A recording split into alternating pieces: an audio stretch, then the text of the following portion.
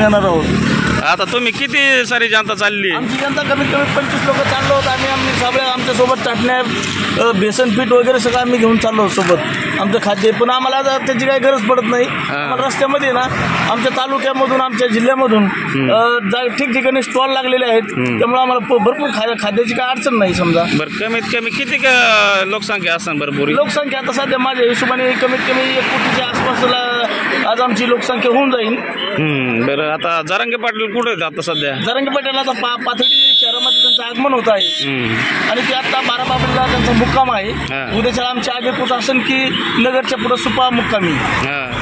बरं आता आपल्याला उद्याचा मुक्काम कुठे आहे? उद्याचा मुक्काम आपला सुपा या ठिकाणी आहे। आपल्याला नगर पार करून आपल्याला सुपा मुक्काम या ठिकाणी जायचं आहे आणि आरक्षणच घेऊन यायचं यासाठी ना। बरं आता हे चाललेलो आहोत आणि आपण आरक्षणच घेऊन येणार आहोत।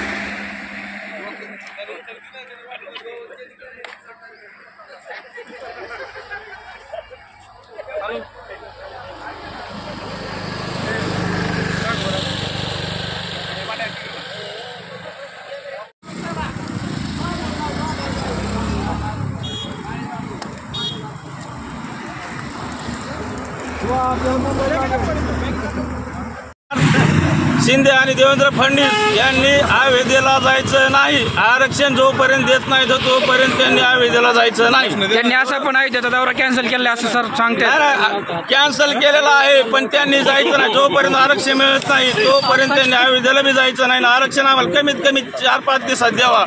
आमच्या मराठा बांधवाची इतकी सध्या हाल चालू आहे।